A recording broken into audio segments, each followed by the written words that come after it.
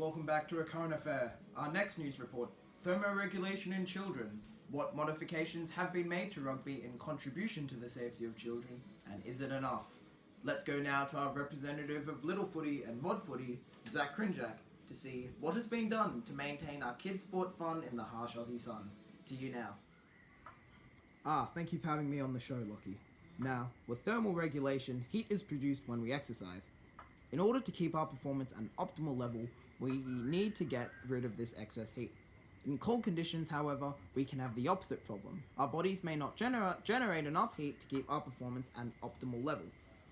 There are 4 ways the body can lose and gain heat: convection, radiation, conduction, and evaporation. Since many young athletes practice and play sports all year in extreme weather conditions, their ability to control their body temperature for thermoregulation is critical to avoiding hypothermia in Australia. Children and young athletes are at a higher risk of heat illnesses as they are not as efficient as regulating body temperature as adults are. Young athletes take longer to sweat due to immature sweat glands, therefore holding the heat longer, becoming dehydrated very quickly, as embodying temperatures increase faster than adults. It is therefore absolutely essential that coaches consider these factors when training children and young athletes in hot weather. Now, Rugby League has 2 modified versions: mini footy for children younger than 9 and mod footy between those 9 and 12. These versions include smaller fields.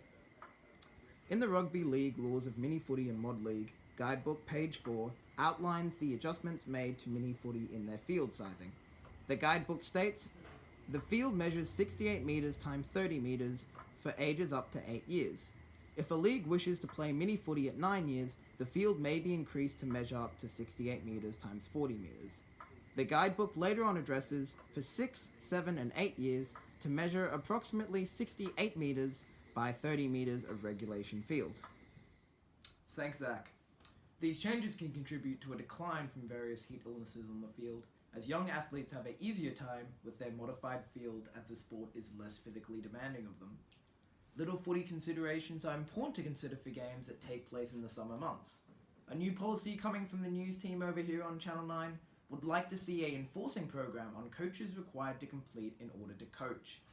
The mandatory training program would inform and give strategies to contribute to thermoregulation in rugby, in Little Footy and Mod Footy, following closely those that are listed by Sports Medicine Australia. These include such things as postponing in the event of really hot temperatures, referring to such sites as the Bureau of Meteorology, BOM, before competitions take place, ensuring that these events take place in the cooler parts of the day, limiting duration and postponing if necessary, as well as ensuring regular drink breaks and access to the shade.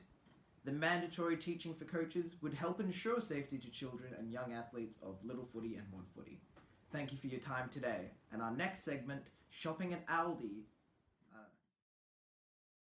Our next news Stop report. me. This is for my grades. Okay.